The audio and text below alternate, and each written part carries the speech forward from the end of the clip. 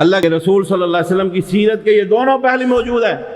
آپ کا میلاد بھی برحق ہے، اور جو آپ کے میلاد کا منکر ہے اس کے ایمان میں نقص ہے، اور اسی طرح آپ کے میلاد کے ساتھ ساتھ آپ کی وفات بھی آپ کی سیرت کا حصہ ہے، اور جو آپ کی وفات کا منکر ہے اس کے ایمان میں بھی نقص ہے۔ یہ دونوں پہلو اللہ کے رسول صلی اللہ علیہ وآلہ وسلم کی سیرت کے پہلو ہیں۔ اور اگر میلاد، اگر وفات نہیں ہے اللہ کے رسول صلی اللہ علیہ وسلم کی، آپ کی وفات حق ہے، تو یاد دیکھیے وفات کے بعد خلافت شروع ہوتی ہے۔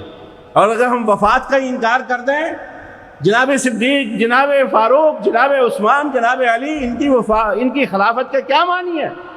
خلافت راشدہ کا کیا معنی ہے؟ اور اگر ہم وفات کا انکار کر دیں، اللہ کے رسول صلی اللہ علیہ وسلم کی 63 سالہ زندگی کا کیا معنی ہے؟